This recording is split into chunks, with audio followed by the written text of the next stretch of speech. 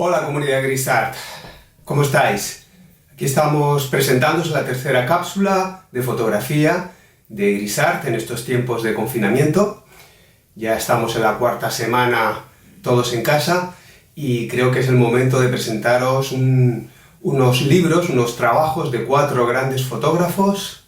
Todos ellos trabajaron en Nueva York, todos ellos trabajaron a lo largo de la segunda mitad del siglo XX, todos publicaron en las grandes revistas de papel couché, las grandes revistas ilustradas como el Vogue, el Harper's Bazaar, aunque también en el caso de Arnold Newman publicó en revistas como Life. Todos se han convertido en grandes referentes de la fotografía de retrato comercial, pero con carácter psicológico. Obviamente no fueron los primeros fotógrafos que hicieron fotografía, retratos psicológicos. Esto viene desde el siglo XIX, desde Nadar, desde Julia Margaret Cameron, desde Cassatt, y tampoco serán los últimos, pero estos 4 autores, que tienen por característica haber establecido todos ellos en Nueva York sus estudios, aunque salieron fuera a tomar fotografías, y todos, curiosamente, son judíos, son autores que han marcado un antes y un después en la fotografía de retrato psicológico. Tenemos suerte en el sentido de que además contamos con unos libros estupendos que os quiero mostrar. No mostraremos todas las fotografías porque si no esto parecería una película hindú que duraría horas y horas y horas, unas pocas imágenes seleccionadas, pero ellos nos van a ayudar, digamos, a aproximarnos a los perfiles básicos, a las ideas generales de estos 4 autores, que son Irving Penn, Richard Avedon, Arnold Newman y, no menos importante, Annie Leibovitz. Aquí están los libros, que son literal y figuradamente muy grandes. Aquí está el Centennial de Irving Penn, el primero de los maestros. El segundo, el chiquitín de la casa, el An Autobiography de Richard Avedon, una auténtica rareza de libro. El tercero, una edición barata pero perfectamente resuelta, es el de la casa Taschen. Los Taschen son libros que están muy bien y son muy baratos, de Arnold Newman. Y una joyita que le tengo mucho cariño, que es el Woman de Annie Leibovitz, un libro donde se recopila todas las mejores imágenes que la fotógrafa hizo antes de 1999 de mujeres. En este sentido es un libro con mirada de género. Bueno, no me alargo más, vamos a entrar a verlos y espero que los disfrutéis. Bueno, aquí el primer libro que tenemos ya preparado es el Centennial de Irving Penn. Se publicó en el 2017 cuando se cumplía un siglo del nacimiento del fotógrafo. Irving Penn nació en New Jersey y vivió entre el 17 y el 2009, o sea, fue muy longevo, y desarrolló un gran trabajo para revistas, no solamente de retratos psicológicos, que es lo que veremos, sino también fue un gran fotógrafo de moda, un bodegonista excepcional, quizás de los mejores del siglo XX, y también hizo una fotografía etnológica o etnográfica muy interesante cuando montaba su estudio portátil en el Perú, en el Camerún, en Marruecos e incluso en Papúa Nueva Guinea. Son fotos muy muy celebradas. Pero vamos a por ello porque hay mucho que mostrar. Esta serie es una serie que hizo en 1948, cuando era un joven fotógrafo recién entrado en el Vogue. Él empezó como grafista, pero luego le ofrecieron trabajar con la cámara y se pasó a la cámara fotográfica. Es una serie de retratos que hizo de personas importantes de la cultura, de celebridades, encajadas literalmente entre 2 paredes falsas del estudio. La idea era que al situarlas en esta esquina que tienen menos de 90 grados, la persona representada tendría que ajustarse al espacio. Era un poco como plantearle que a cada modelo que se ajustara al espacio y que conviviera con él, que lo hiciera propio. Aquí vemos, por ejemplo, en la izquierda a Marcel Duchamp, que lo hace sin ningún problema, se le ve muy cómodo, mirando a cámara, un poco diciendo, bueno, aquí estamos, y sin embargo el actor Spencer Tracy, que aparece en la izquierda, pues se le ve más incómodo, la posición del brazo es más extraña y sobre todo intenta como acomodarse y ser simpático, cosa que no logra, en mi opinión, con plenitud. Fotos de moda. Era un gran fotógrafo, elegante es la palabra para referirse a Irving Penn. Esta, por ejemplo, son una de las fotos que hizo en Perú cuando estuvo trabajando allá. En este sentido es un retrato que casi parece del siglo XIX, con un estudio, luz cenital. Hay que decir que Irving Penn, aunque trabajara en ocasiones obviamente con focos y con flashes, sin embargo con lo que se encontraba más cómodo era con la luz natural. La luz natural que podía ser lateralizada cuando salía fuera del estudio, o generalmente una luz muy suave, cenital, de un tejado acristalado, como eran los estudios del siglo XIX antes de la invención de la luz eléctrica. También hizo una serie de retratos de profesiones en Londres, en París y en Nueva York, de trabajadores manuales. Pero estos no son retratos psicológicos, son retratos tipología, son tipos, ¿no? Esto nos recuerda casi un poco a las colecciones de retratos que se hacían en tarjetas de visita en el siglo XIX, las que las inventó Disdéry. A mí esta foto me gusta muchísimo, me estoy refiriendo a la de la derecha, es Marlene Dietrich, la actriz alemana, que posa, veis que hace un claroscuro potente, en ese sentido conectaría en cierta medida con los pintores y la estética del barroco. Fijaros cómo se ubica, mejor dicho, él desde atrás y lateralizado, o sea, hace una foto en escorzo que en principio es poco favorecedora, pero a él no le interesa remarcar la imagen de Marlene Dietrich, una mujer hermosa, sino una mujer potente, con personalidad, que se concentra en el rostro, dejando que su cuerpo se convierta en una figura triangular.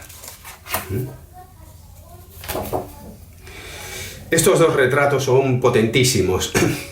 El de la izquierda es de la escritora sureña norteamericana Carson McCullers, y aparte de la intensidad de la mirada, lo que nos llama la atención es la línea de fuerza generada por la mano y el cigarrillo con una boquilla. Pero sin duda uno de los clásicos es el Picasso vestido con lo que podría ser una capa y con un sombrero cordobés. Fijaros que Irving Penn le interesaba mucho hacer los fuertes contrastes, los claroscuros, mediante una iluminación, en este caso lateral, y obviamente también reforzando este contraste en la toma fotográfica, en la exposición y sobre todo en el laboratorio. Él era un gran laborante. Fijaros, por ejemplo, en el ojo, cómo toda la fuerza de la imagen recae en el ojo de Picasso, que era una personalidad ígnea, fortísima, con un carácter arrollador, esa mirada casi de animal mitológico. Es importante ver que a medida que va avanzando el tiempo, Irving Penn se va acercando cada vez más la cámara a los sujetos que retrata, y son primerísimos planos donde muchas veces ni siquiera los rostros aparecen al completo, están fraccionados, las cabezas están cortadas, etcétera, etcétera.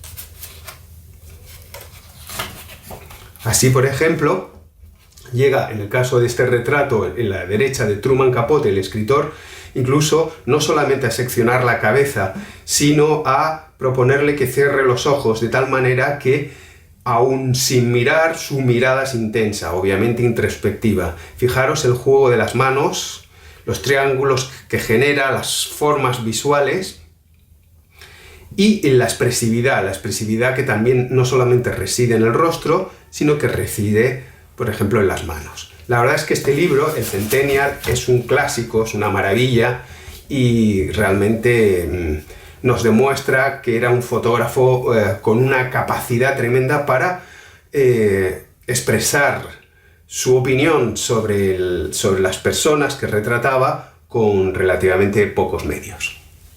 El siguiente libro que vamos a comentar es el de Arnold Newman, un fotógrafo que también tuvo una formación en artes gráficas.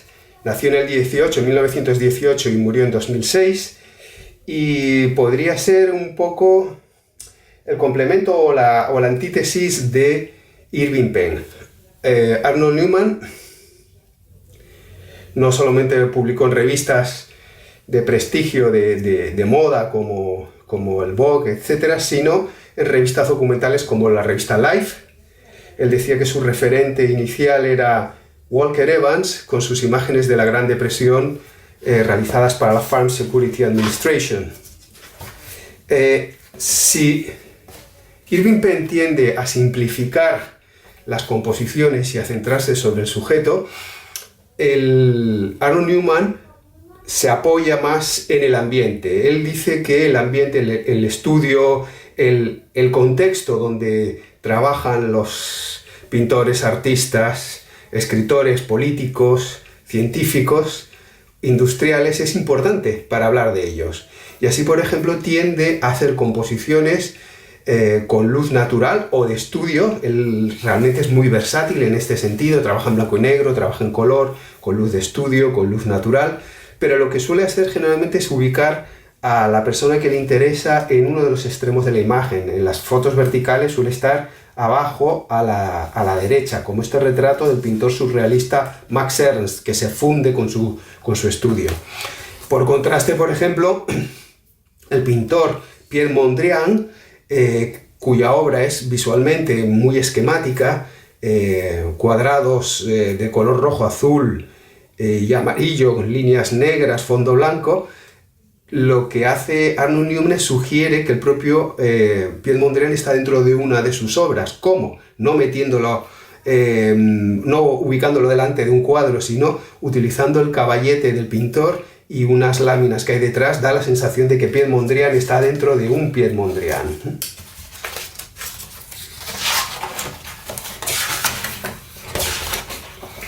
A mí me encanta esta fotografía de Robert Oppenheimer, que es un científico norteamericano que estuvo en la agencia que desarrolló la bomba atómica. Es decir, estamos en uno de los temas complicados del siglo XX. Lo que me gusta es la intensidad de la mirada de Oppenheimer, a pesar de lo pequeño de su rostro. Hay una complicidad y una empatía mutua. Fijaros que parece casi más que un escritor, un poeta, que no un científico, en el sentido que tiene los papeles desordenados, aunque hay elementos visuales como esta línea que sujeta a la fotografía, y es una imagen clara en el sentido literal y figurado, ¿no? Para referirse a una persona que además promulgaba un equilibrio nuclear, es decir, que para que no hubiera una tercera guerra mundial nuclear era necesario que la Unión Soviética también tuviese una bomba atómica para que Estados Unidos no se viera tentado a actuar contando con la ventaja de tener un poderío que no tenía contrapartida. Esta es probablemente la foto más conocida de Arnold Newman, la del compositor ruso Igor Stravinsky. Es fantástica. Originalmente es una toma con una cámara de placas que ha sido reencuadrada para un formato panorámico. En la imagen entera se ve él sentado, el piano de cola, pero así reencuadrada y ubicando a Stravinsky abajo a la izquierda, en la esquina inferior izquierda, casi el protagonista es el piano que representaría por su forma visual a una nota musical, y escrita en un pentagrama, y Igor Stravinsky, cuya pequeña cabeza, apoyado a la mano en la cabeza, parece que está pensando la música. En ese sentido es una imagen muy armónica, muy sencilla en apariencia, pero muy compleja, con diferentes campos, como por ejemplo este campo gris donde está ubicado el compositor ruso.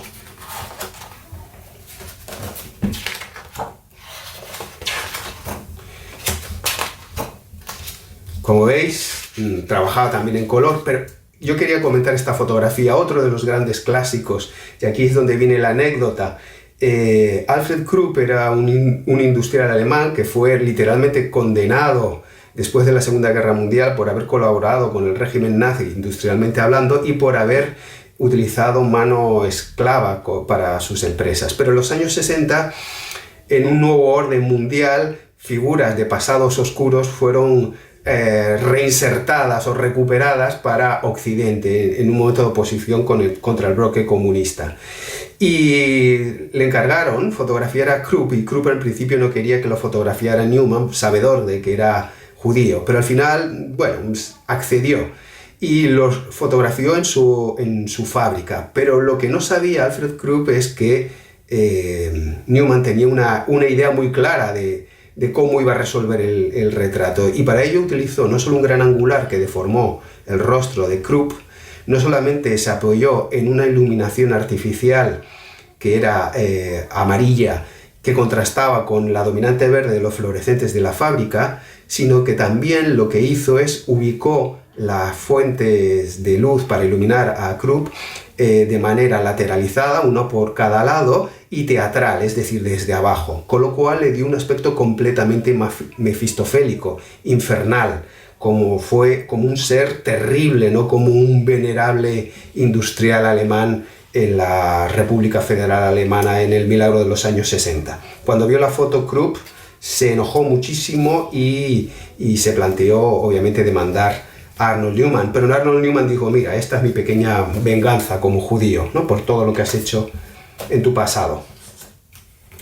Y bueno, la última imagen que vamos a comentar, esta nos toca a los que vivimos en España, es el dictador Francisco Franco en el Palacio del Pardo en 1964. Esta es otra fotografía clásica de contexto, pero qué bien lo utiliza Newman. ¿Por qué? Porque integra al dictador en una sala muy recargada, utiliza un gran angular que lo deforma, parece que es más alto de lo que en realidad es, pero tiene una altura extraña, es simbólico en el sentido de que el dictador quiere pasar como una persona respetable, como un estadista, y aparece como un sujeto tirando, o más bien ridículo. Como veis, Newman es la antítesis, en cierta manera, por la inclusión de elementos de Irving Penn, y la palabra que podríamos utilizar sería teatral o escenográfico, en el mejor sentido del término.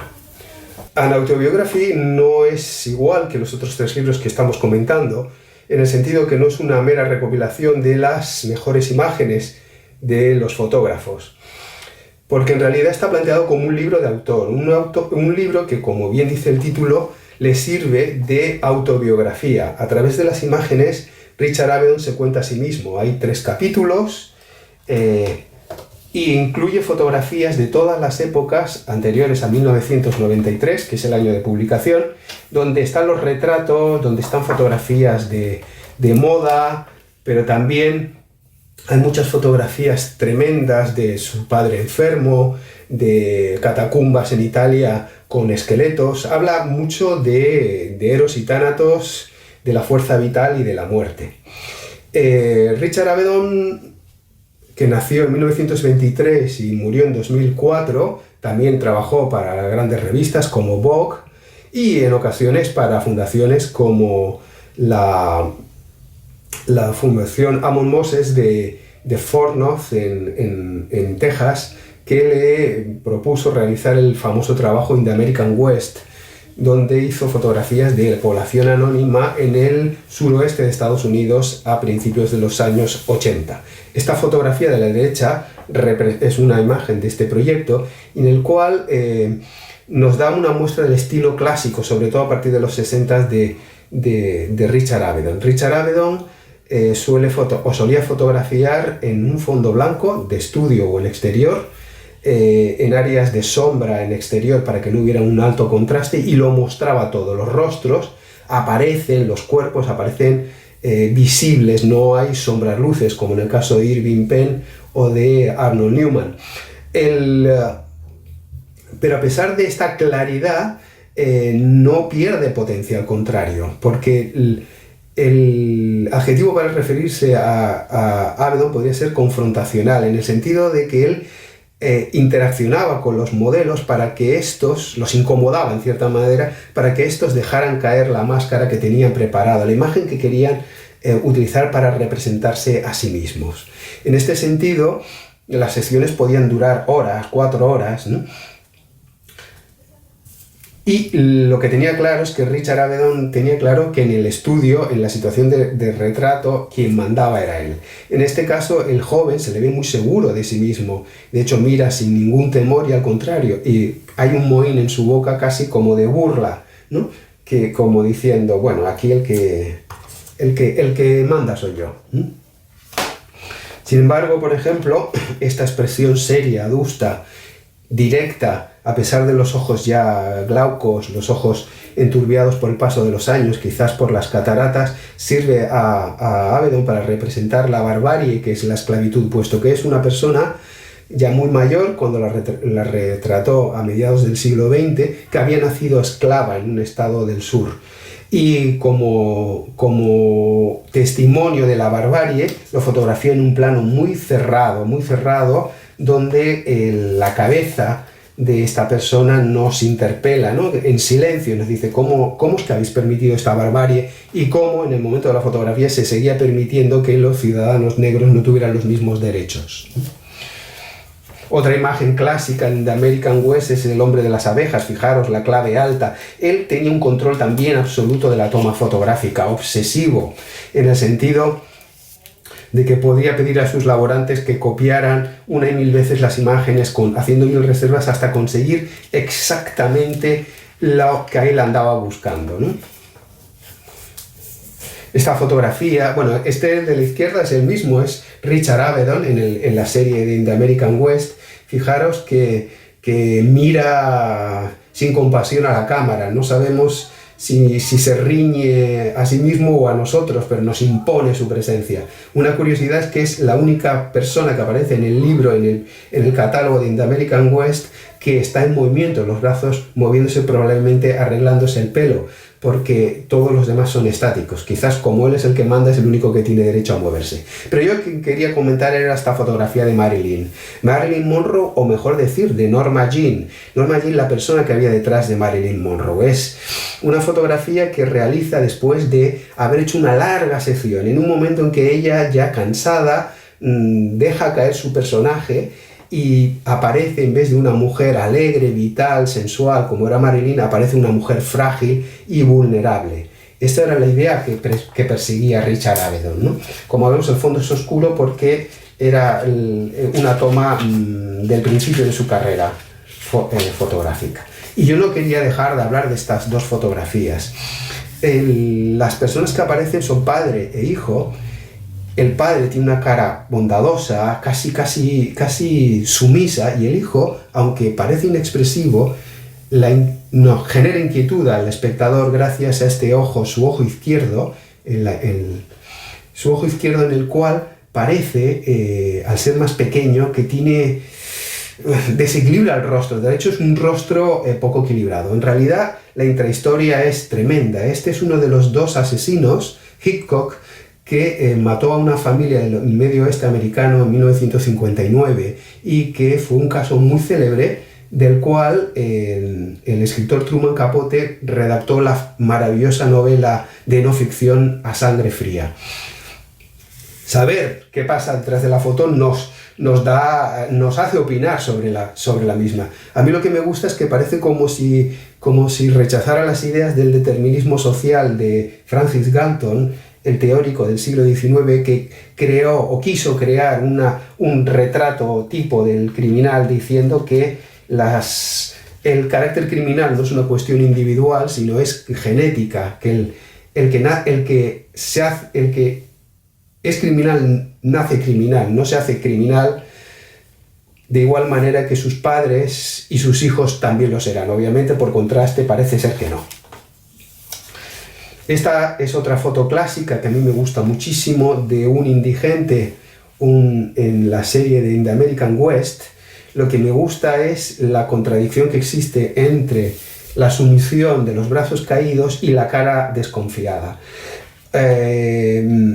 Avedon trabajaba con un equipo de asistentes. Obviamente llevaba una gran cámara pesada, viajaba en este proyecto, tenía un tráiler donde en ocasiones incluso utilizaba las paredes del tráiler para poner su fondo blanco.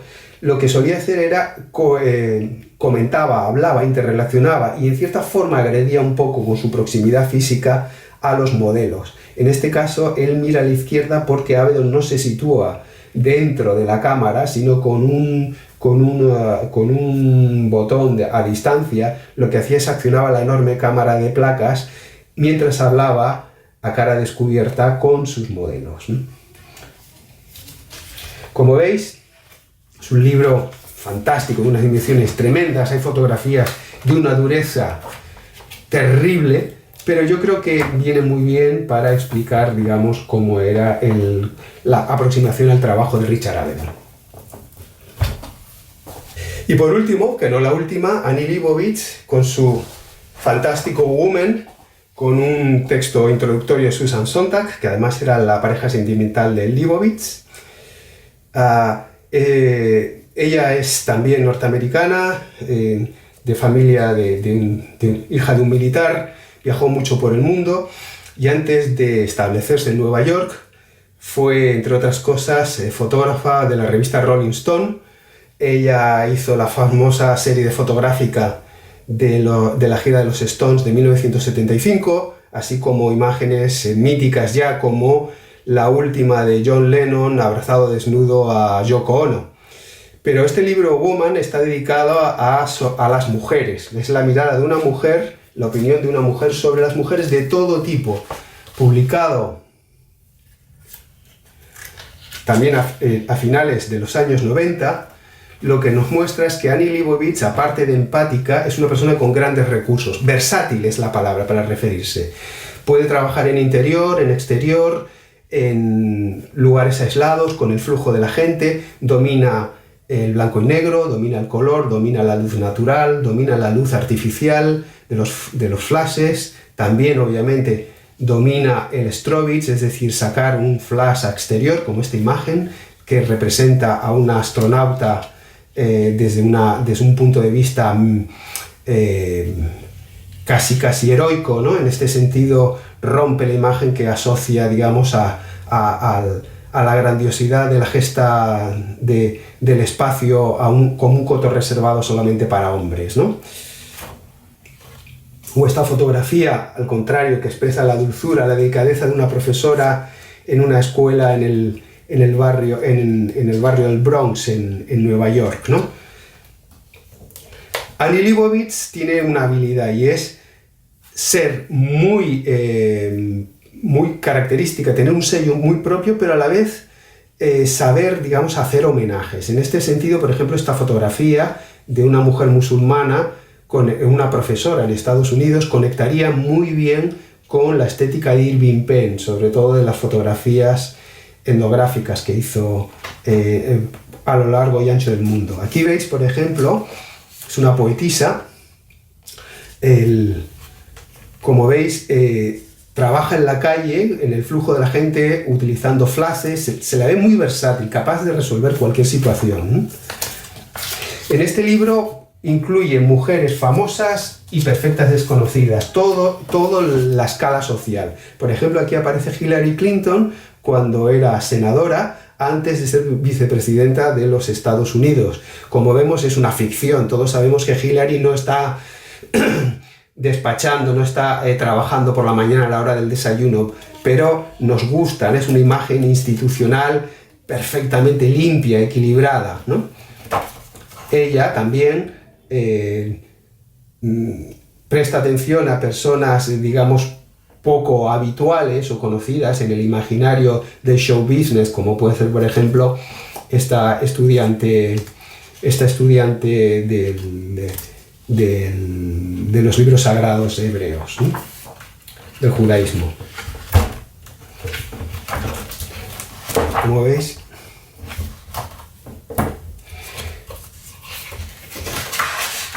a mí me gustaría acabar con esta fotografía que es de Susan Sontag, que era su pareja, a la cual refotografiará, incluso fotografiará después de muerta, cuando falleció ella en el año 2005, porque es una imagen que recoge muy bien la tradición del retrato psicológico.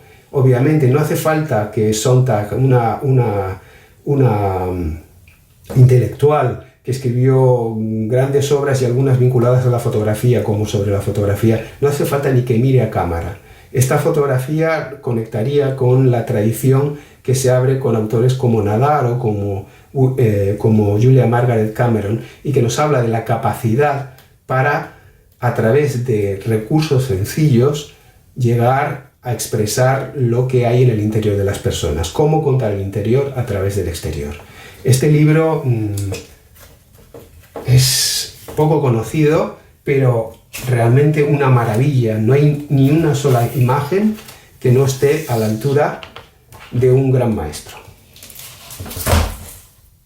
Bueno, seguro que habéis quedado encantados, encantadas con las imágenes que hemos visto. La verdad es que ahora, aprovechando que no podemos salir de casa y que tenemos personas a nuestro alrededor, o nosotros mismos, si no hay nadie, creo que es un buen momento para que intentéis hacer imágenes de retratos psicológicos, ir un poquito más allá de la imagen superficial, del selfie. Es broma, ya sé que cada vez que tomáis la cámara queréis hacer algo un poquito diferente, algo que hable de vosotros. Y me despido con una cita de Annie Leibovitz que yo creo que viene perfectamente ajustada a la ocasión, teniendo en cuenta nuestras circunstancias. Mirad, dice: he repetido 1.000.000 de veces que lo mejor que puede hacer un joven fotógrafo es encerrarse en casa. Es empezar con los amigos y la familia, lo cercano a uno mismo. Descubrir lo que significa estar cerca de su trabajo, tener intimidad con el sujeto fotográfico. Es decir, no hace falta irse muy lejos para hacer grandes retratos. Muchísimas gracias y nos vemos en otra cápsula de Grisart.